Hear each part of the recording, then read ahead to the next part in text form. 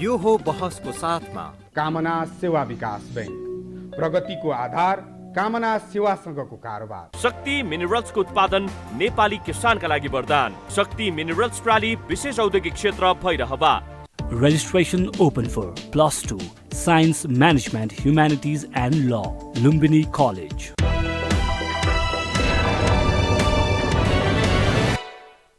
नमस्कार, यो बहसमा म यहाँहरूलाई हार्दिक स्वागत गर्दछु। जीवराम भण्डारी। आज यहाँहरू सामुन्ने उपस्थित हुनुहुन्छ डाक्टर निश्चलनाथ पाण्डे। उहाँ परराष्ट्रविद हुनुहुन्छ। परराष्ट्र मामिलाका एउटा जानकार भएको नाताले उहाँसँग आज म एमसीसी मिलेनियम च्यालेन्ज कोअपरेसन र यसले नेपालको आन्तरिक राजनीतिमा पारेको प्रभाव र पार्न सक्ने सम्भावित प्रभाव र छिमेकी देशहरूसँगको सम्बन्ध र पश्चिमाले नेपाल उप अब अपनाउन सक्ने उनीहरूले के धारणा बनाए होला, यी यावत विषय छन्। फातिमा सुमार एमसीसी उपाध्यक्ष नेपाल आइन् उनको नेतृत्वमा र त्यो टोलीले नेपालका सम्बद्ध निर्णायक तहका ठानिएका राजनीतिक दलका अगुवा र सम्बन्धित मन्त्रीहरूसँग भेटघाट गरिन्।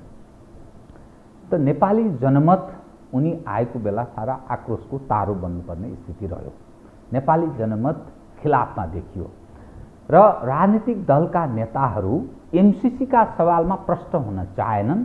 यसकारण जनमत विपक्षमा हुनासाथ नेपालका राजनीतिक दलका अगुवाहरू अलिक तर्सेको जस्तो त्यस्तो आवाज पनि भयो।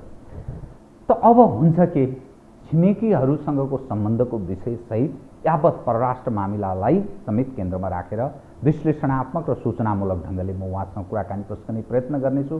सर्वप्रथम म उहाँलाई स्वागत गर्छु। डाक्टर साहब स्वागत छ। डाक्टर साहब, म सिधै कहाँ प्रवेश गर्न चाहेँ भने एमसीसी जल्दो बल्दो अहिलेको तातो बहसको छलफलको विषय।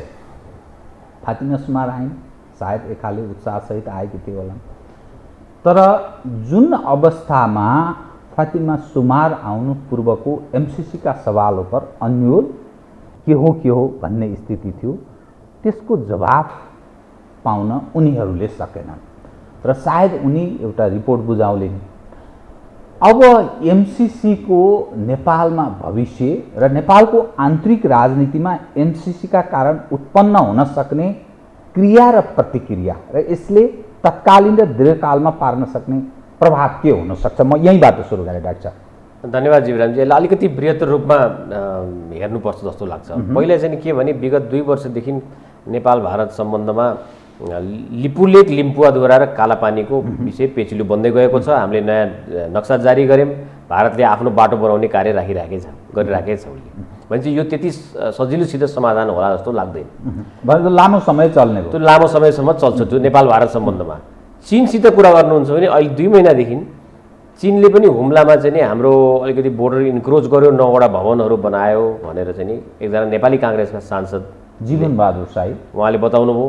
त्यसपछि तत्कालीन सरकार, तत्कालीन परराष्ट्र मन्त्रीले नेपाल र चीनमा त कुनै बोर्डरको प्रब्लमै छैन, हाम्रो त त्यस बेला हुनुहुन्थ्यो, हाम्रो त सीमाको समस्यै छैन भनेर चाहिँ नि परराष्ट्र मन्त्रालयले विज्ञप्ति जारी गर्यो।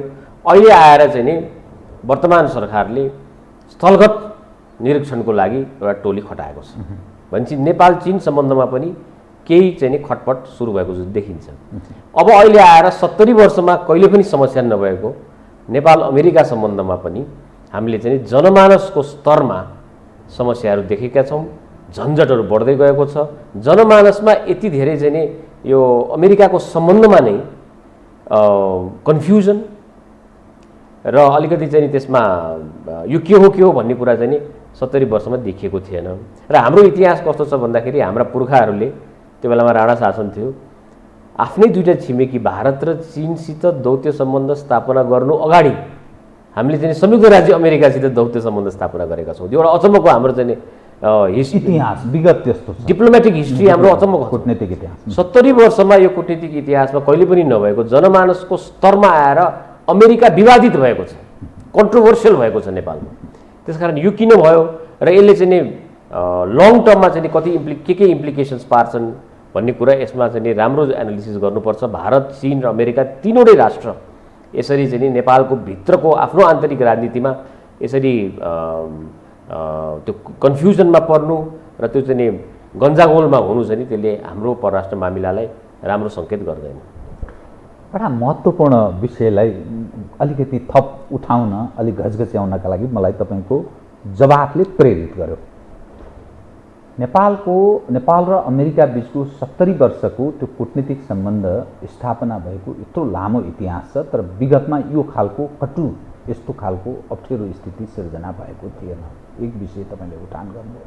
दोस्रो, चीन र भारतसँग पनि यो बडा अप्ठ्यारो स्थितिमा हामी प्रवेश गरेका छौँ, अर्थात् अविश्वासको अवस्था छ। त मूलतः यो के सूचकको रूपमा बुझ्ने यसलाई? को महत्त्वपूर्ण, कसको कारण जिम्मेवार, कसको कारण यो स्थिति सिर्जना भयो? जीवरामजी, यो यसको लागि सबभन्दा जिम्मेवार भनेको नेपालको राजनीतिक अस्थिरता हो। हाम्रो राजनीति अस्थिर छ, तर हामीले कूटनीतिलाई पनि अस्थिर बनाउँदै लिएर गएका छौँ, जुन राम्रो सङ्केत होइन। परराष्ट्र मामिला भनेको मुलुकको हुन्छ, सरकारको हुँदैन। प्रत्येक प्रधानमन्त्री फेरिँदै जाँदाखेरि परराष्ट्र मामिला फेरिँदैन। मुलुकको त एउटा चाहिँ बृहत्तम परराष्ट्र नीति हुन्छ र परराष्ट्र नीति भनेको वर्षै पछि आउँदैन। 2069 सालको परराष्ट्र नीति, 2070 सालको परराष्ट्र नीति भन्ने हुँदैन। मुलुकको बृहत्तम निरन्तरता हो परराष्ट्र मामिला भनेकै। अब एमसीसीकै तपाईँले अघि विषय उठान गर्नुभयो। एमसीसी सही गरिसकेपछि नेपालमा 8वटा सरकार बनिसकेका छन्। हिजो उपाध्यक्ष फतिमा सुमारले पनि यो व्यङ्ग्यात्मक शैलीमा प्रेस कन्फरेन्समा भन्नुभयो। 8वटा सरकारले राष्ट्रिय सहमति निर्माणमा के गरे एमसीसीको बारेमा? यो सही गर्ने बित्तिकै राष्ट्रिय सहमतिको निर्माणको लागि पहल किन भएन? र अर्को अहम प्रश्न के छ भने, जुन प्रश्नहरू हामीले सोधेका छौँ अहिले आएर, त्यो प्रश्न त सही गर्ने बेलामा सोध्नुपर्ने होइन र? तपाईँ घर भाडामा बस्ने, सही गर्ने, 3 महिनाको एडभान्स पनि दिने, अनि त्यसपछि सोध्ने धारामा पानी आउँछ कि आउँदैन भनेर घरपेटीलाई भन्दाखेरि चाहिँ यो सबै पहिल्यै गर्ने कुराहरू अहिले हामीले गर्न थालेका छौँ। र अर्को त्रुटि के भयो भने, यो पनि उपाध्यक्ष फतिमा सुमारले बताउनु भएको छ, यो संसदबाट अनुमोदन गर्ने कुरा नेपालतर्फबाट नै आएको हो भन्ने कुरा बताउनु भएको छ। नेपालकै तर्फबाट भएको, नेपालकै तर्फबाट यो बताइयो कि यो चाहिँ संसदीय अनुमोदन जरुरी छ यसको लागि, यो ठुलो प्रोजेक्टको लागि। र केही नेपाली अधिकारीहरू जो नेगोसिएसन्समा हुनुहुन्थ्यो त्यो बेलामा, उहाँहरूले बताउनु भएको छ कि अमेरिकाले भन्यो तिमीहरूका त सरकार एकदम चाँडै परिवर्तन हुन्छ, अब अर्को सरकारले आएर फेरि यसलाई हटाइदियो भने के गर्ने, त्यसकारण संसदीय अनुमोदनै गराउनु बेस होला भनेर अमेरिकीले भने यताबाट प्रस्ताव भइसकेपछि पहिले। तर उहाँले चाहिँ के भन्नुभयो भने, होइन यो त नेपालबाटै आएको हो। र एकचोटि विरोधाभास कुरा आयो, विरोधाभास छ। र एकचोटि टिप्पणीकारहरूले के भनेका छन् भने, नेपाल कानुन मन्त्रालयले नै यो कुरा उल्लेख गरेको हो कि यसलाई संसदीय अनुमोदन जरुरी छ। संसदीय अनुमोदन गर्नुपर्ने जरुरी भइसकेपछि जीवरामजी यो झन्झट त भइहाल्छ। किनभने कार्यपालिकाको आफ्नो अधिकार हामीले व्यवस्थापिकामा लगेर राख्ने, हामी उतातिर छुट्याइदिने बित्तिकै व्यवस्थापिकाले त त्यसमा चाहिँ आफ्नो प्रोसेस हुन्छ उसको। आज हामीले अमेरिकासितको एउटा प्रोजेक्टको लागि संसदीय अनुमोदन हामीले गर्नु जरुरी भएपछि भोलि चीनले बीआरआईमा पनि तिमीहरू संसदीय अनुमोदन गरेर किन नभन्ने? भारतले त्यत्रो सहयोग गर्छ हामीलाई, उसले पनि संसदीय अनुमोदन खोज्ला। अहिले तपाईँले 1 वर्षमा मात्रै विदेशबाट लिएको हामीले सहयोगको अलिकति लेखाजोखा गर्नुहुन्छ भने, इजरायल सरकारले धुलिखेल अस्पताललाई मोतियाबिन्दु सर्जरीको लागि सहयोग गरेको छ। जापान सरकारले मकवानपुरमा बाल श्रमिकहरू हटाउनको लागि सहयोग गरेको छ। भारतले आफ्नो स्वतन्त्रता दिवसको उपलक्ष्यमा नेपालका विभिन्न संस्थाहरूलाई एम्बुलेन्स बाँड्छ। त्यसलाई संसदीय अनुमोदन गराउनुहोस् न। अब गर्न सक्नुहुन्छ तपाईँले? त्यो विवादित भन्छ। त्यो त परराष्ट्र मामिलामा हाम्रो लथालिङ्ग भत्ताभङ्गको अवस्था छ भनेर बुझौँ। तपाईँलाई म अलिकति फेरि एमसीसीमा म केन्द्रित गर्न चाहेँ। फातिमा सुमार आइन्, उनी फर्किन्, अब एउटा रिपोर्ट देलिन्।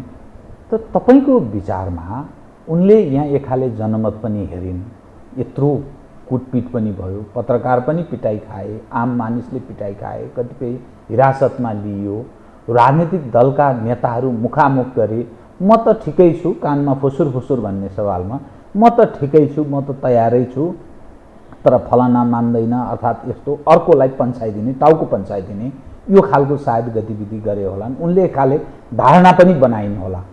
त के रिपोर्ट उनले दिन सक्ने सम्भावना छ र एमसीसीका तर्फबाट अर्थात् अमेरिकी सरकारले यस सवालमा के धारणा बनाउन सक्ला? अनि यसमा चाहिँ नि त्रुटि, अघि मैले त्रुटिहरूको श्रृङ्खलाको निवेदन गरिरहेको थिएँ।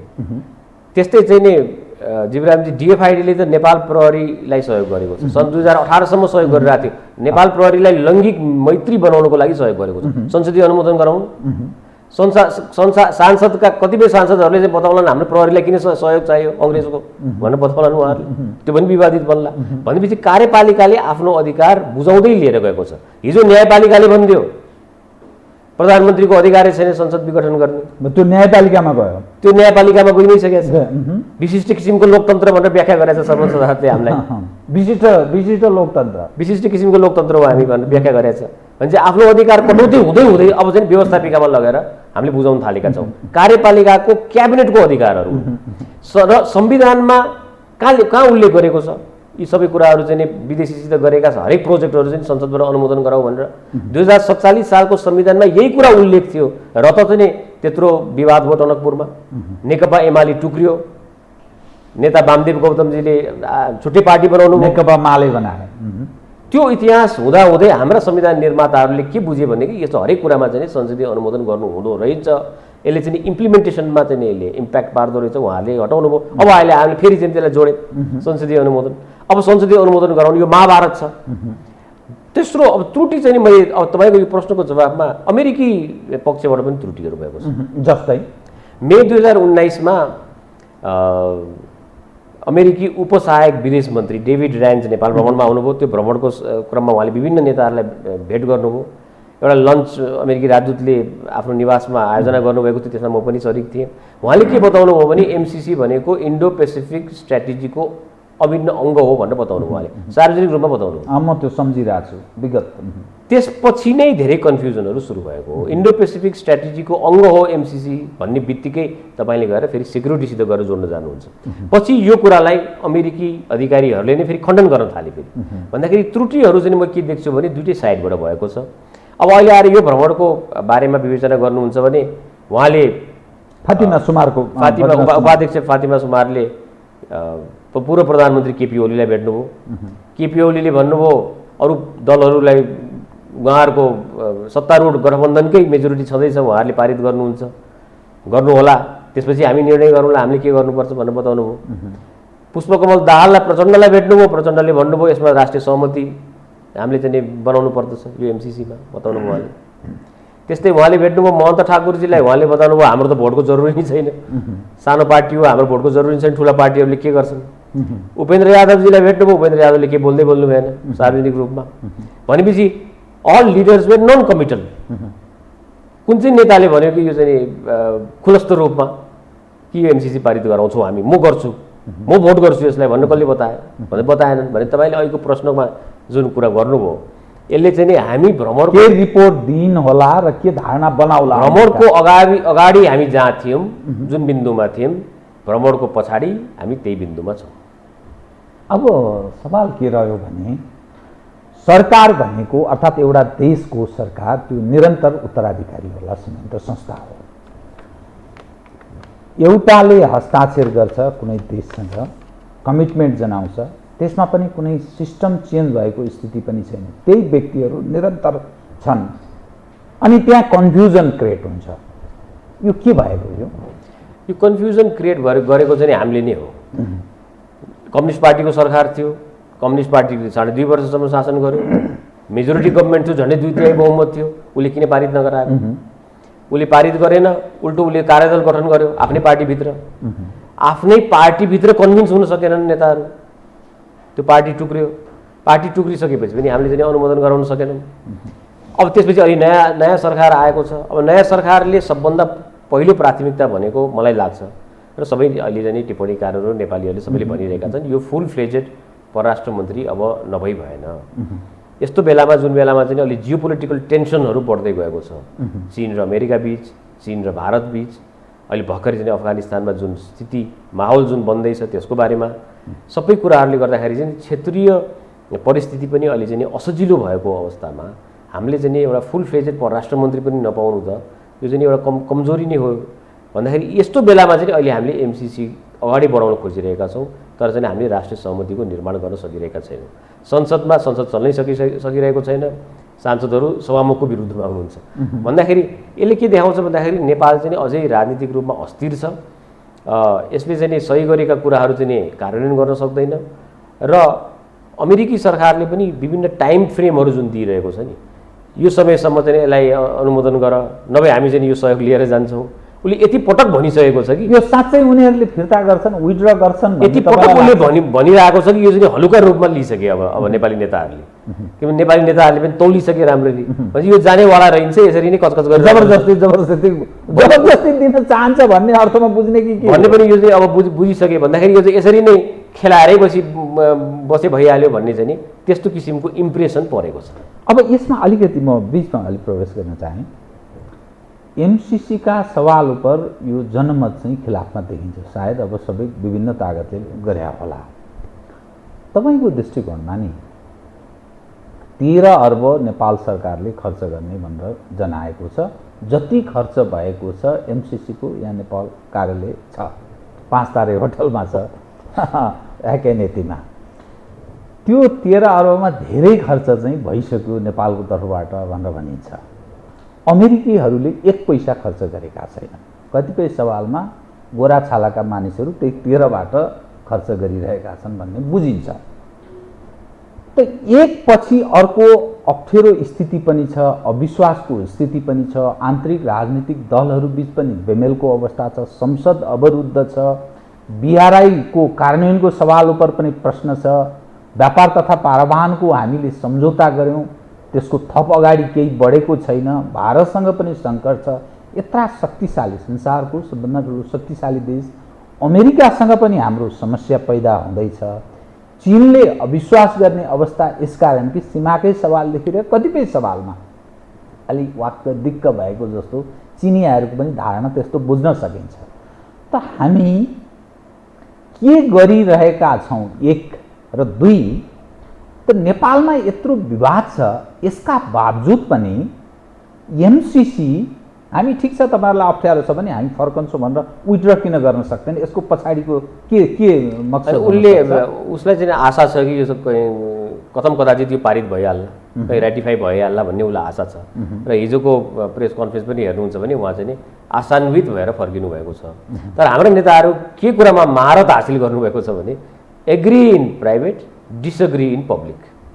व्यक्तिगत रूपमा भेट्दाखेरि उहाँहरूले सबै कुरा हुन्छ भनिदिनुहुन्छ, म गर्छु, मैले त गरिरहेको अरूले गर्दैनन्, मैले त जबरजस्ती कोसिस गरिरहेको छु, अरूले माने भने म पनि गरिदिउँला, यस्तो किसिमको उहाँहरूको धारणा हुन्छ। र पब्लिकली उहाँहरूले कुरा गर्दाखेरि उहाँ विपरीत दिशामा जानुहुन्छ। हाम्रो नेताहरूले महारत हासिल गरेको कुरा नै यसमै हो। यस्तो पनि गर्न पाइन्छ। इन्टरनेसनल नेगोसिएसनमा उहाँहरूले गर्नुभएको महारत यस नै हो। यसैले उहाँहरूलाई फाइदा पनि भइरहेको छ। राजनीतिक रूपमा उहाँहरू यसरी नै अगाडि बढ्नु भएको हो, चुनाव यसरी नै जित्नुहुन्छ उहाँहरू। यसमा चाहिँ नि यो प्याटर्नमा उहाँहरू गइरहनु भएको छ।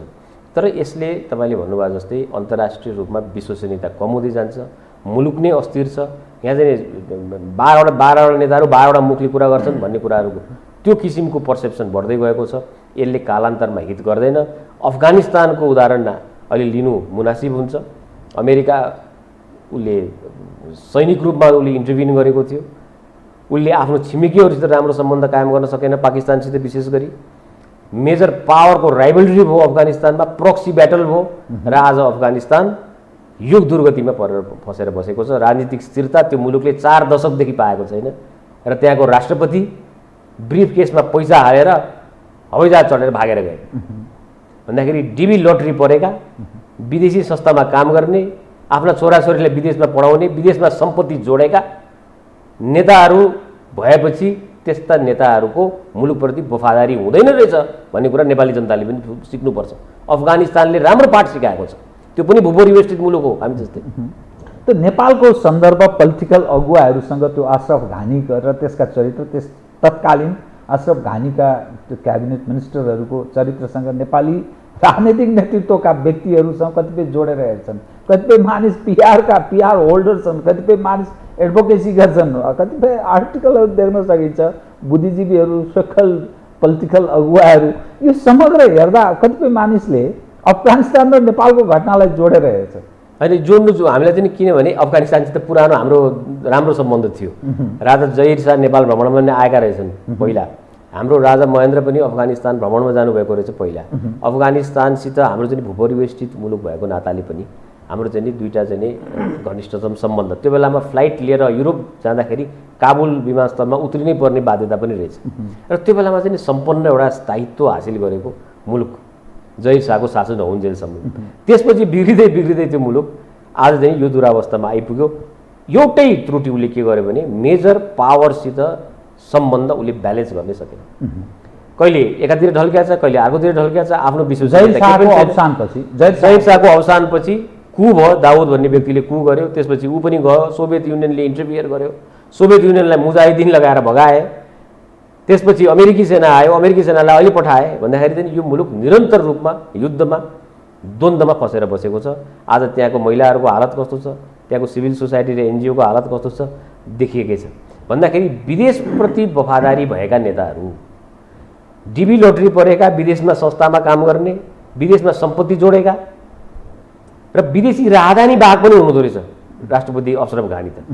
अमेरिकी राजधानी उहाँको रहेछ, त्यो उहाँले चाहिँ अफगानिस्तानको राष्ट्रपति हुनको लागि छोडेर अनि अफगानिस्तानको राजधानी लिएको। त्यस्तो व्यक्तिको भरमा शासन गर्दाखेरि आखिरमा चाहिँ उहाँले गाह्रो साह्रो पर्दाखेरि, मुलुकलाई सङ्कट पर्दाखेरि, जनतालाई गाह्रो साह्रो पर्दाखेरि उहाँ चाहिँ हवाईजहाज चढेर भागेर जानुभयो। अहिले कहाँ हुनुहुन्छ कसैलाई केही थाहा छैन, कसैले युनाइटेड अरब इमिरेट्समा भन्छन्, कसैले अमेरिकै गइसक्यो भन्छन्। पैसा लिएर जानुभयो, त्यहाँ चाहिँ एउटा यो चाहिँ इन्फर्मेसनै आएको छ उहाँले यति धेरै नगद लिएर जानुभएको छ कि त्यो हवाईजहाजमै अडेन त्यो ब्रिफकेस भन्दाखेरि यस्तो हालत हुँदो रहेछ मुलुकको। नेपाली जनताले यसबाट पाठ सिक्नुपर्ने के भन्दाखेरि नेताहरू चयन गर्दाखेरि आफ्नै मुलुकप्रति माया गर्ने, आफ्नो मुलुकप्रति वफादार नेताहरूको चयन गर्नुपर्दो रहेछ। अफगानिस्तानले सिकाएको पाठ त्यही हो। त अमेरिकाले पनि त्यसबाट केही सबक सिक्यो कि ब्रोकरहरूबाट चल्दो रहेनछ, देशभक्तहरूसँगै राम्रो सम्बन्ध राख्दा चाहिँ हुन्छ, असल सम्बन्ध हुनसक्छ भन्ने सिक्यो। अमेरिकाले केही शिक्षा लिएको हुनुपर्छ अफगानिस्तानको एउटा डिब्याकलबाट।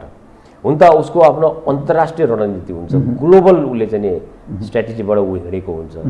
अब उसले अब फ्युचरको रणनीतिहरू के छ, अब अहिलेको हामीले हेक्का राख्नुपर्ने के छ भन्दाखेरि भारत र चीन हाम्रो दुईवटा छिमेकी हुन्। यो दुईवटा मुलुक विरुद्ध हाम्रो भूमि प्रयोग गर्न दिन्नौँ, हाम्रो त्यो इन्टरनेसनल कमिटमेन्ट हो र हामीले चाहिँ अन्तर्राष्ट्रिय समुदायलाई गरेको कमिटमेन्ट हो। हाम्रो संविधानमा छ त्यो कुरा। हामी हाम्रो भूमि दुईवटा छिमेकी विरुद्ध प्रयोग गर्न दिँदैनौँ।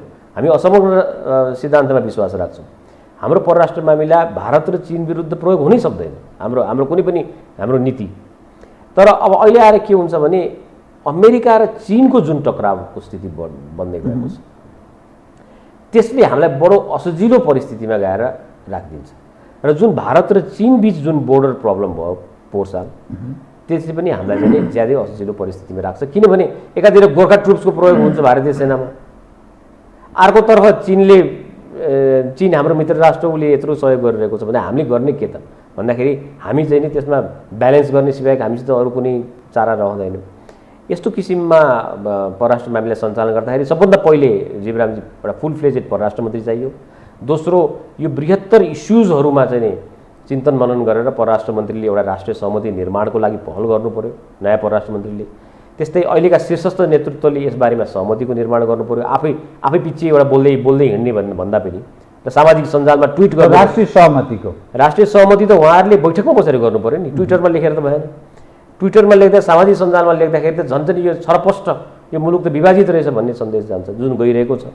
यी सबै कुराहरूमा चाहिँ उहाँले राम्ररी सिरियसली लाग्नु पर्यो जस्तो लाग्दछ। त कतिपय मानिस एमसिसीलाई अमेरिकाले आफ्नो यस क्षेत्रमा प्रभाव जमाउने एउटा स्ट्राटेजीको रूपमा लिएको भनेर पनि व्याख्या गर्दछन् र नेपालमा जुन ढङ्गले त्यो जनमत खिलाफमा क्रमशः भड्किँदै गएको त्यस्तो यसकारण कि कतिपयले पिटाइ पनि खाएका छन्। फतिमा सुमार आएकै बेलामा त्यत्रा मानिसले कुटाइ खाए, त्यत्रा मानिसलाई पक्राउ गर्यो प्रहरीले।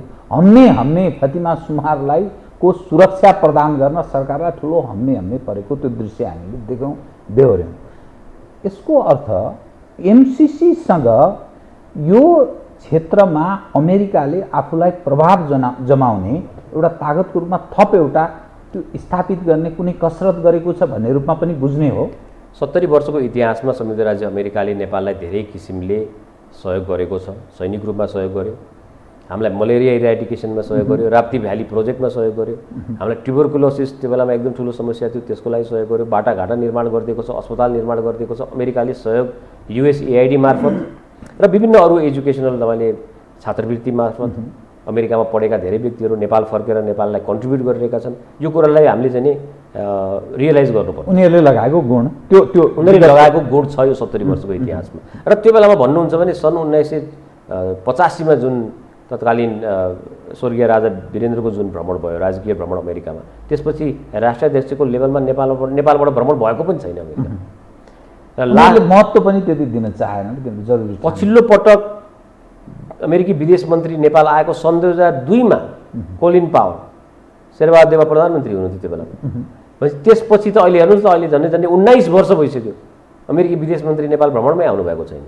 अमेरिकी उपराष्ट्रपति एग्न्यू आएको त सन् 1960 को दशकमा, त्यसपछि नेपालमा कुनै उपराष्ट्रपति भारतीय चक्षुबाटै नेपाललाई हेर्न थाल्यो फेरि अमेरिकाले। त्यसकारण महत्त्व किन दिएन?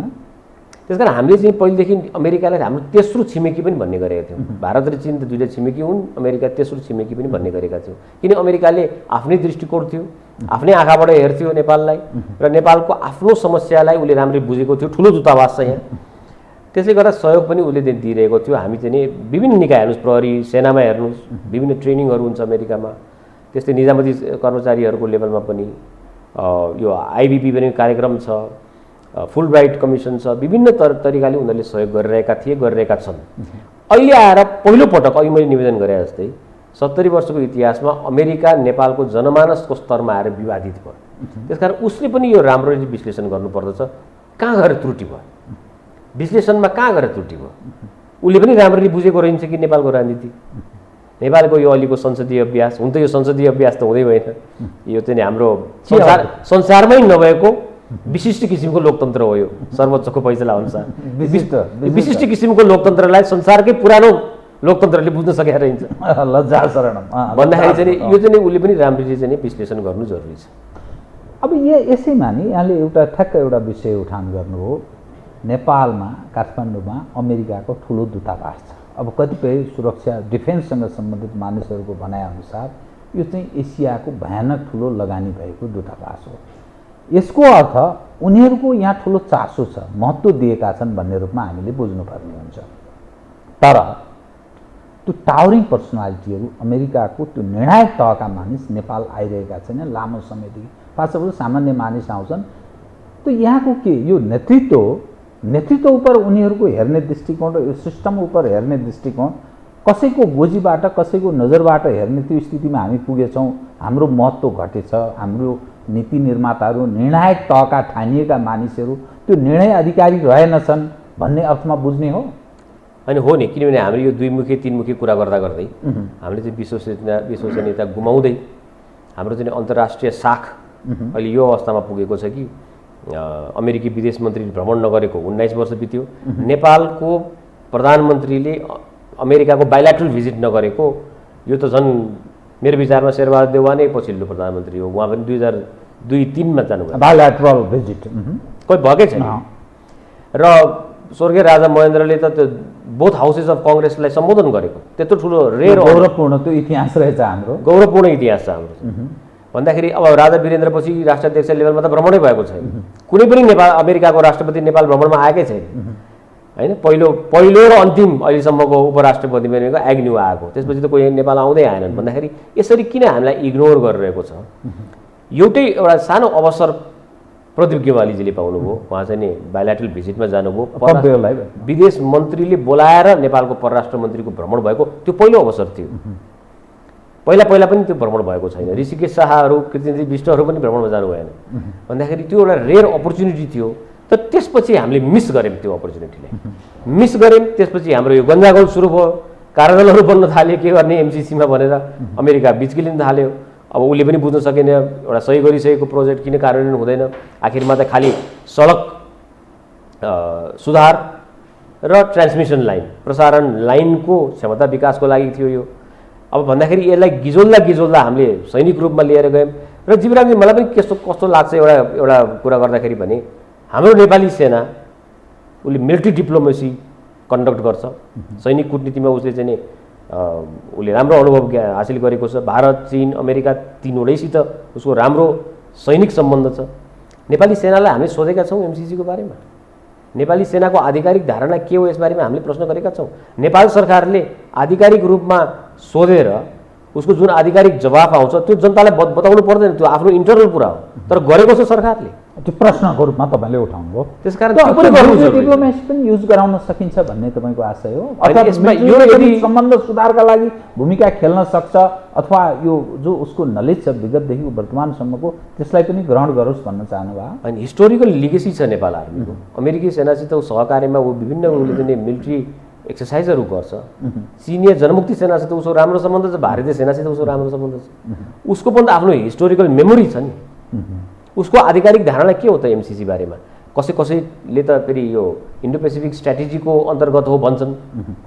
इन्डो पेसिफिक स्ट्राटेजी भन्ने बित्तिकै सैनिक रणनीतिको कुराहरू आउँछ। तिम्रो धारणा के हो भनेर नेपाल सरकारले नेपाली सेनालाई किन सोध्दैन? तपाईँको विचारमा एमसिसी आइपिएस अन्तर्गत हो भनेर बुझ्ने कि होइन भनेर बुझ्ने? अब यसमा त्यही त, यसमा कन्फ्युजन क्रिएट गर्ने नै अमेरिकी अधिकारीहरू। कोही भन्नुहुन्छ यसको इन्डो पेसिफिक स्ट्राटेजीसित सम्बन्ध छ, कोही भन्नुहुन्छ होइन यो गलत हो, यो त यो रकम त अरू कुरामा खर्चै गर्न पाइँदैन भन्दाखेरि यो कन्फ्युजन जुन क्रिएट भयो त्यसले राम्रो गरेन। जुन बेलामा सुरुवात भयो यो चाहिँ सडकको सुधारको लागि, नेपालको हाम्रो प्रसारण लाइनको लागि, विद्युतीय प्रसारण लाइनको लागि जुन जरुरी छ, हामी अब त एक्सपोर्ट गर्दैछौँ पावर, भोलि भारतमा पछि बङ्गलादेशसम्म हामीले चाहिँ एक्सपोर्ट गर्नुपर्ने छ। त्यसको लागि गरिएको सही चाहिँ पछि चाहिँ इन्डो पेसिफिक स्ट्राटेजी अन्तर्गत आउन थाल्यो। अनि कन्फ्युजन भयो, अनि राजनीतिक दलका एकथरी फ्याक्सनहरूले त्यसलाई बजारमा बेच्न थाले र त्यसपछि सडकमा ठोकिन थाल्यो। अनि तपाईँले हिजो भन्नुभयो जस्तै पत्रकारहरूलाई पिटिएछ, क्यामेराम्यानलाई पिटिदिएछ प्रहरीले। भन्दा यो अवस्था किन आयो भन्दाखेरि डिसइन्फर्मेसन क्याम्पेन सुरु भयो। डिसइन्फर्मेसन गर्ने को त भन्दाखेरि यही राजनीतिक दलका भातृ सङ्गठन। फतिमा सुमारसित भेट्नुहुन्छ दलका नेताहरू, उहाँहरूकै विद्यार्थी सङ्गठनहरूले सडकमा बाहिर होटल बाहिर प्रदर्शन गरिरहनु भएको हुन्छ। भने यस्तो कुराहरू त अमेरिकी दूतावासले बुझ्नु पऱ्यो नि। त यो अलि अलग एङ्गलबाट म तपाईँसँग विषय उठान गर्छु। तत्कालीन परमप्रतिपक्षी दलकै रूपमा रहेको बेलामा शेरबहादुरजी एमसिसी चाहिँ चाँडो, ओलीजी चाँडो एमसिसी चाहिँ पास गरिहालौँ, उहाँ बारम्बार त्यही भनिरहनु भएको थियो। उहाँ अहिले पनि त्यो एमसिसी एनी हाउ हामीले ग्रहण गरौँ, एमसिसीले दिएको अनुदानलाई ग्रहण गरौँ भन्ने पक्षमा हुनुहुन्छ। पुष्पकमल दाहाल प्रचण्ड चाहिँ धेरै खुल्न चाहनुहुन्न, यता पनि ठिकै छ उता पनि ठिकै छ। माधव कुमार नेपालजीको अब भर्खर पार्टी सानो छ, त्यस कारणले अब भोलि चुनावमा फेरि स्थापित पनि हुनुपर्छ। एमसिसीलाई ग्रहण गर्छु भन्दाखेरि उहाँलाई स्थापित हुन कठिन छ। ओलीजी हिजोकै दिनमै एमसिसी ग्रहण गर्नुपर्छ भन्ने पक्षमा हुनुहुन्थ्यो, तर परमप्रतिपक्षी भएको हुनाले हामीले के मतलब राख्ने, के मतलब, त्यो त सरकारको जिम्मेवारी कुरा हो। 165 भन्दा बढी त उनीहरूकै छ भनेर दाबी गरिरहेछन्, पास गर्न भन्ने दृष्टिकोण आएर उहाँ पन्छेको देखिन्छ। त नेपालमा त्यस्तो कुनै तागत त छ या त्यो जनता नै उठेको छ के रूपमा बुझ्ने?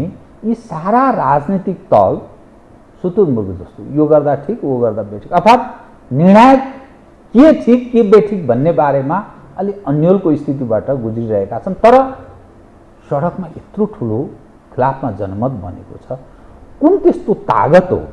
राजनीतिक दल आफै अन्यलमा छन्, एमसिसीको खिलाफमा जान चाहिरहेका छैनन्। मैले प्रचण्डलाई जलजल सम्झिरहेको छु, त्यो सडकमा नारा लाग्दै थियो एमसिसीको मुद्दा उठ्नु छ,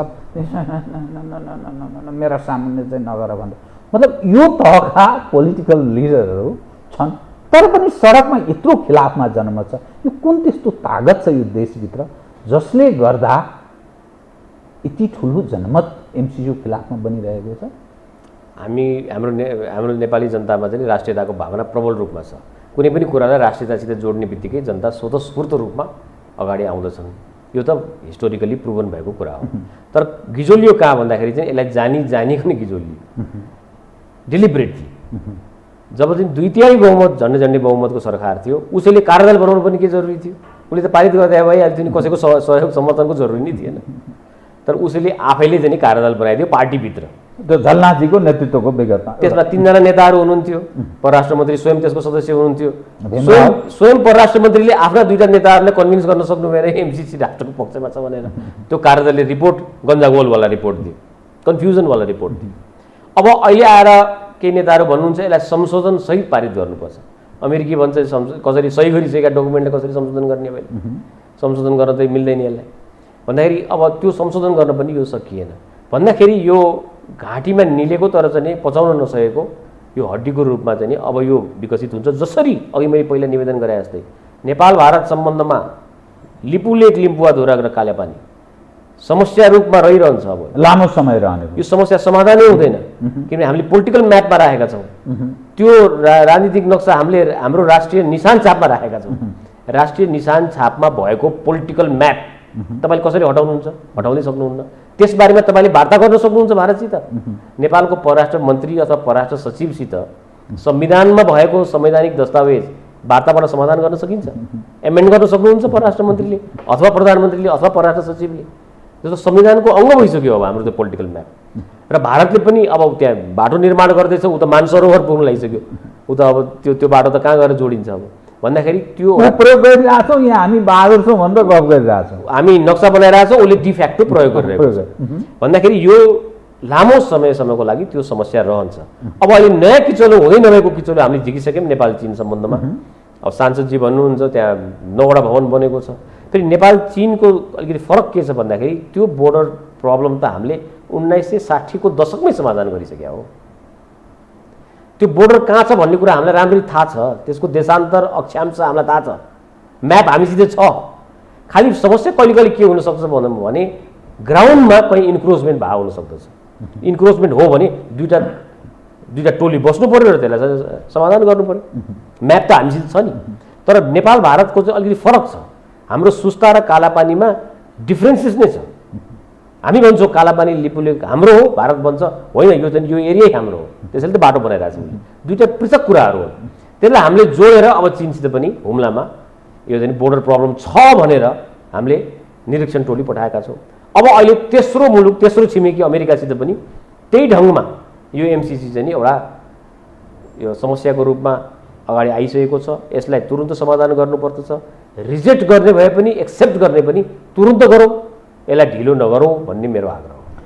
अब सवाल के रह्यो भने संसारको शक्तिशाली देश अमेरिका र त्यसको निकटतम प्रतिस्पर्धामा रहेको चीन अनि अर्को हाम्रो छिमेकी देश भारत, ठुलो जनसङ्ख्या रहेको एउटा शक्ति आर्जित गर्दै गर्दै अगाडि बढिरहेको देश।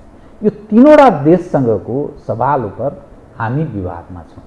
अर्थात् उनीहरूले हामी उप हेर्ने दृष्टिकोण अलग खालको बनाएको हुन सक्छ। त यो तागत र हाम्रो आन्तरिक राजनीतिक अस्थिरता यसले सिर्जना गर्न सक्ने सङ्कट के हुन सक्छ? अनि सङ्कट यसले धेरै ठाउँबाट, धेरै एङ्गलबाट आउनु, धेरै कोणबाट आउन सक्दछ। पहिलो त यस्तै त्रुटिहरू गरेर धेरै मुलुकहरू बिग्रेका हुन्। युगोस्लाभिया भन्ने मुलुक आज छँदै छैन। मुलुक थियो युगोस्लाभिया भन्ने, आज चाहिँ त्यो टुक्रेर कतिवटा मुलुक भएको छ। अफगानिस्तान हामीले देखिसक्यौँ गृहयुद्धमा छ। त्यो स्थायित्व त्यसले चाँडै पाउला जस्तो लाग्दैन। त्रुटिहरू परराष्ट्र मामिलामा गर्दै गएर अन्तर्राष्ट्रिय विश्वसनीयता गुमाउँदै, राजनीतिक भागवण्डामा नियुक्ति गर्दै, योग्य मान्छेलाई पन्छाउँदै, आफ्नो मान्छेलाई ल्याउँदै हामीले सम्पूर्ण संस्थाहरू बिगार्दै लिएर गएका छौँ। हाम्रो विश्वविद्यालयहरू हेर्नुहोस्, हाम्रो चाहिँ उद्योग कल कारखाना कर्पोरेसनहरू हेर्नुहोस्, हाम्रा दूतावासहरू हेर्नुहोस्, इनइफेक्टिभ बनाएको हामीले नै हो, हाम्रै नेताहरूले बनाएको। र हाम्रो शीर्षस्थ नेतृत्वलाई के पनि अहिले नयाँ एउटा चस्का लागेको छ भने उहाँहरू चाहिँ नि सरकारलाई प्राथमिकता दिनुभन्दा आफ्नो राजनीतिक दलको महाधिवेशनलाई प्राथमिकता दिइरहनु भएको छ, ताकि त्यो महाधिवेशन मार्फत आफ्नो राजनीतिक दलमा चाहिँ कब्जा रहिरहोस्। पनि समग्र राष्ट्रको नेतृत्वको अभाव रह्यो। त्यो भ्याकुम छ देशमा। राष्ट्रिय नेतृत्वको सङ्कट छ। राजनीतिक दलका नेताहरू हामीका धेरै भए, राष्ट्रिय नेता हामीका कोही पनि भएनन्। राष्ट्रको समग्र रूपमा चाहिँ सोचिदिने र राष्ट्रिय सहमति निर्माणमा पहल गरिदिने नेतृत्व हामीका भएन। राजनीतिक दलका नेताहरू चाहिँ भए, महाधिवेशनलाई खुब बिहानदेखि रातिसम्म लाग्ने नेताहरू चाहिँ हामीका भए। त्यसले गर्दाखेरि पार्टी बलियो हुँदै जान्छ, मुलुक कमजोर हुँदै जान्छ।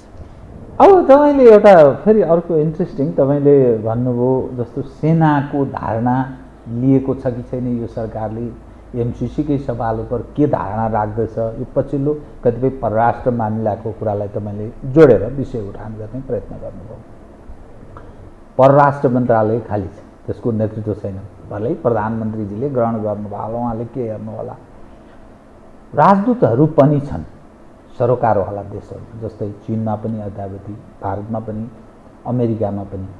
त यी राजदूतहरूले निर्वाह गरेको भूमिका र यसको काहीँ औचित्य खास गरी पोलिटिकल व्यक्तिहरू त्यहाँ यी ठुला देश छिमेकी देश ए ग्रेडका दूतावासहरू रहेको नेपालले ठानेको त्यस्ता ठाउँमा पठाइएका मानिसहरू छन्। यिनीहरूको भूमिका उप तपाईँ के धारणा राख्नुहुन्छ? यिनीहरूको काहीँ प्रभाव केही काम गरेको जस्तो काहीँ अर्थ लाग्छ?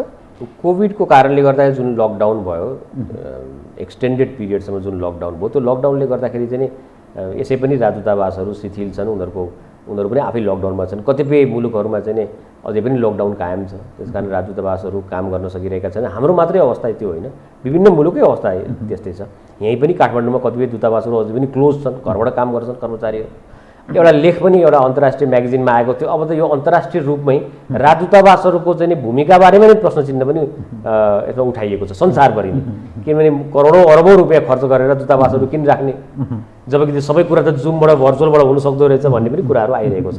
खैर त्यो त अब एकाडेमिक डिस्कसन भयो, तर प्रभावकारी भन्ने कुरा चाहिँ हाम्रो जस्तो मुलुकले यो प्रभावकारी बनाउनै पर्छ। हाम्रो दूतावासहरूलाई, हाम्रो राजदूतहरूलाई हायर एन्ड फायरको सिस्टम हुनुपर्दछ, योग्य मानिसहरूलाई पठाउनु पर्दछ। अब अहिलेको हेर्नुहोस् त वुल्फ वारियर डिप्लोमेसी भनेको छ, भने भ्याक्सिनको लागि जसरी पनि पहल गर्ने, जबरजस्ती रूपमा लिएर आउने। किनभने यो भ्याक्सिन त हामीलाई एकदमै जरुरी छ। यस्तो बेलामा चाहिँ हामीले चाहिँ यो अवकाश प्राप्त जीवन व्यतीत गर्नको लागि राजदूतहरू पठाउने जुन परम्परा हामीले बसालेका छौँ जुन प्रमुख राजधानीहरूमा, त्यसले चाहिँ मुलुकलाई समग्र हित गर्दैन। अहिलेको अवस्था यस्तो छ कि हाम्रो चाहिँ यो भारत, चीन, अमेरिका भन्दा पनि अरू पनि मुलुकहरूबाट चाहिँ आर्थिक कूटनीतिको सम्भावनाहरू छ। ट्रेड, टुरिज्म, अब टुरिज्म रिभाइभ गर्नुपर्ने छ। पर्यटन त झन् शिथिल मात्र होइन कि जिरोको अवस्थामा पुगेको छ। भन्दाखेरि यस्तो अवस्थामा सम्पूर्ण राज्य संयन्त्रलाई उकास्नुपर्ने बेलामा हामी चाहिँ आफै रणभोल्नमा परेर राजनीतिक अस्थिरतामा रुम लिन थाल्यौँ भने यो चाहिँ मुलुकको लागि दुर्भाग्य हुन्छ। एमसिसीसँग सम्बन्धित नै विषय सडक र प्रसारण लाइनको निर्माण। सडक निर्माणको कुरालाई पनि कतिपयले तत्काल कुनै पनि आक्रमण या प्रत्याक्रमणको स्थिति सिर्जनाका लागि त्यो सडक त्यस ढङ्गले बनाइयो भन्ने रूपमा आशंका जनाए। कतिपयले नुवाकोटको त्यो रातमाटीमा खरिद गरेको जमिन र पाल्पाको त्यो हाइटमा खरिद गरेको जमिन त्यो किन त्यो उचाइमा गरियो भन्दा तिब्बत हेर्नलाई या उत्तरतर्फ सहज वातावरण सिर्जना गर्नका लागि। यति ठुलो ठुलो हामी कुरा गरिरहेका छौँ, मानौ यो देश रणमैदान बन्दैछ र ठुला शक्तिशाली देशहरू आजका 8-10 वर्षपछि भयानक ठुलो आक्रमण र प्रत्याक्रमणको तयारीमा छन् भन्ने रूपमा यो हामीका चर्चा बहस हुने गर्दछ। परराष्ट्र मामिलाको तपाईँ जानकार भएको नाताले यो स्ट्राटेजिक हिसाबले हामी साँच्चै यो जुन खण्डमा छौँ हामी भन्दछौँ यो रणनीतिक हिसाबले असाध्यै महत्त्वपूर्ण क्षेत्र हो। यो खास गरी अमेरिकनहरूका लागि पनि, चिनियाहरूका लागि पनि, भारतीयहरूले पनि त्यही ढङ्गले उत्तरसँगको चेक गर्ने ठाउँको रूपमा त्यसरी बुझ्दछ, हेर्दछ पनि भन्छौँ। तर हामी आफै चाहिँ स्वयं दुवैलाई सन्तुलन कायम गर्न सक्यौँ भने हाम्रो निरन्तर भविष्य छ र समृद्धि पनि सहज छ। किन ठुला देशहरू छन्, शक्तिशाली देश छन्, त्यस कारण सहज छ भन्ने पनि दृष्टिकोण राख्दछौँ। यो सडक अनि प्रसारण लाइन एमसिसी अनि हाम्रो रणमैदान बन्न सक्ने खतरा यसकारण छ कि उही अश्रफ घानी प्रकृतिका मानिसहरू नेपालको राजनीतिमा हावी छन्, कुनै पनि बेला यी भाग्न सक्छन्। यसकारण त्यो आर्जन, राजनीतिलाई आर्जन गरेर खर्बपति भएका छन्। उद्योग धन्दा, व्यापार व्यवसायमा उनीहरूको सारा कब्जा पकडको स्थिति छ। त्यसकारण त्यो खतरा छ है। पिआर होल्डर पनि धेरै छन् नेपालमा भनेर भनिन्छ। तपाईँ के ठान्नुहुन्छ यस विषयलाई चाहिँ? जीवनजी, यो अब रणमैदानै यदि हुने हो भने सरकारमा बसेको आधिकारिक व्यक्ति जो हुन्छ नि, परराष्ट्र मन्त्री, प्रधानमन्त्री, रक्षा मन्त्री, गृहमन्त्री, उसले चाहिँ यसलाई समग्र रूपमा एनालिसिस गर्नु पर्यो। पहिलो मैले अघि निवेदन गरे जस्तै नेपाली सेनाको आधिकारिक धारणा लिनु पर्यो। त्यो जनतालाई बताइरहनु पर्दैन, त्यो आफ्नो इन्टरनल प्रोसेस हो, आफ्नै इन्टरनल अङ्ग हो, त्यो राष्ट्रको सुरक्षा अङ्ग हो। उसको यसमा आधिकारिक धारणा के छ एमसिसीको बारेमा, त्यसले तपाईँलाई भाइटल इन्फर्मेसन दिन्छ, राम्रो इनपुट हुन्छ त्यो। कि नेपाली सेनाको अनुभव पनि छ यसको बारेमा कुरा गर्नको लागि, यसबारेमा उसको चाहिँ नलेज पनि छ। दोस्रो, हामीले गर्नुपर्ने चाहिँ नि यसलाई छिट्टै निर्णय गरौँ, यो एमसिसीको बारेमा छिट्टै निर्णय गरौँ, एक्सेप्ट गर्ने हो कि रिजेक्ट गर्ने हो। र त्यसमा चाहिँ यो धारणा नबनाऊ प्रेजुडिस्ड भएर बायस्ड भएर त्यसलाई नहेरौँ। हामीले के हेरौँ भने श्रीलङ्काले यसलाई रिजेक्ट गर्यो, किन रिजेक्ट गर्यो, इन्डोनेसियाले यसलाई एक्सेप्ट गरेको छ, एमसिसी मङ्गोलियामा पनि इम्प्लिमेन्ट भइरहेको छ, कार्यान्वयन भइरहेको छ, विभिन्न मुलुकहरूमा पनि इम्प्लिमेन्ट भइरहेको छ, उनीहरूले किन कार्यान्वयन गरे, श्रीलङ्काले यसलाई किन कार्यान्वयन गरेन, यो कुरामा पनि विश्लेषण गरौँ। सरकारमा बसेको मानिसले बायस हुनु हुँदैन, उसले सम्पूर्ण कुरालाई हेर्नुपर्दछ, आफ्ना विभिन्न अङ्गहरू निकायहरूलाई एक्टिभेट गर्नुपर्छ र उसको इनपुट लिनुपर्दछ र एउटा स्पष्ट धारणा लिएर निर्णय गर्नुपर्दछ। सरकार भनेको निर्णय गर्ने संस्था हो, न्यायपालिकालाई लगाएर बुझाइदिने, व्यवस्थापिकालाई लगाएर बुझाइदिने यस्तो किसिमलाई सरकार भनिँदैन, यो कार्यपालिका भनिँदैन, यसलाई यो विशिष्ट किसिमको कार्यकारिणी जस्तो देखियो, कार्यकारिणी होइन, यो विशिष्ट किसिमको लोकतन्त्र भनेको यस्तै हुन्छ लोकतन्त्र। यो जुन स्थितिको बारेमा तपाईँले कुरा गर्नुभयो नि, यसैमा चाहिँ म कार्यक्रमको अन्त्यतिर आएँ कि यदि हामीले अस्वीकार गऱ्यौँ एमसिसीले ग्रहण गर्नका लागि, अर्थात् यो हामीलाई स्वीकार्य छैन भन्यौँ भने या त्यसलाई ग्रहण गऱ्यौँ भने यो दुवै एङ्गलबाट हेर्दा पर्न सक्ने आन्तरिक प्रभाव के पर्न सक्छ, यहाँको आन्तरिक राजनीति र जसलाई हामी अब्बल दर्जाको प्रणाली भन्ने प्रयास गर्छन् काङ्ग्रेस र कम्युनिस्टका मानिसहरू, यो सङ्घीय लोकतान्त्रिक गणतन्त्र अझै ठुँदा जोड्दै जान्छ नि, समावेशी के त यसको यस उप के इम्प्याक्ट पर्न सक्छ दुईटा वा नलिँदा? शिवरामजी, दुईटै ढङ्गले निर्णय गर्दाखेरि केही पनि फरक पर्दैन। हिजो उपाध्यक्ष फतिमा सुमारले पनि बताउनु भयो यसले नेपाल अमेरिका सम्बन्धलाई केही फरक पर्दैन, अरू ढङ्गले अगाडि बढाउँला भनेर बताइसक्नु भएको छ उहाँले। भन्दाखेरि रिजेक्ट गर्यो भने पनि केही फरक पर्दैन, नेपाली अमेरिका सम्बन्ध खालि एमसिसीमा मात्रै गरेर गिजोलिरहेछन्, यो नेपाल अमेरिका सम्बन्ध त्यसमा मात्रै अड्केको त होइन, एउटा मात्रै विषयमा अड्केको त होइन, अरू पनि बृहत्तर सम्बन्ध छ। अब हामीले एक्सेप्ट गऱ्यौँ भने कार्यान्वयनको स्टेजमा जाला, तर एक थरी राजनीतिक दल त्यसको विरुद्धमा लागिरहन्छन्, चुनाव आउन लाग्यो, चुनावी मुद्दा बन्छ यो, त्यसकारण त्यो पनि पक्ष छँदैन, यो लामो समय जान सक्छ, मुद्दा बनिरहन सक्छ, बाँच्न सक्छ। मैले यो अघि निवेदन गरे जस्तै यसलाई धेरै अब गिजोल्नु हुँदैन, यस्तै त्रुटिहरू गर्नु हुँदैन परराष्ट्र मामिलामा, अमेरिकासित सम्बन्ध यसरी बिगार्नु हुँदैन जनमानसको स्तरमा, चीनलाई लिएर आएर अमेरिकासित भिडाउने, अमेरिकालाई लगेर भारतसित भिडाउने यो काम गर्नु हुँदैन। यस्तै त्रुटिबाट अफगानिस्तान भएको हो, यसलाई चाँडै निर्णय गरौँ र निर्णय गरेर टुङ्गौँ, जे निर्णय गर्नुहुन्छ त्यो नै सदर। तर यसलाई लामो समय लिएर जाँदाखेरि जनमानसको स्तरमा झन्झन कन्फ्युजन आउँछ र त्यो कन्फ्युजनले राम्रो गर्दैन। हस्, धन्यवाद छ यहाँलाई। धन्यवाद। आदरणीय दर्शकवृन्द, उहाँ हुनुहुन्थ्यो डाक्टर निश्चलनाथ पाण्डे, परराष्ट्र मामिलाका जानकार, एमसिसी र यसकै वरिपरिमा केन्द्रित रहेर गरिएको कुराकानी। म सहित मेरो सम्पूर्ण युनिटलाई कार्यक्रमबाट बिदा दिनुहोस्, तर यो हो टेलिभिजन, हेर्दै रहनुहोला। नमस्कार।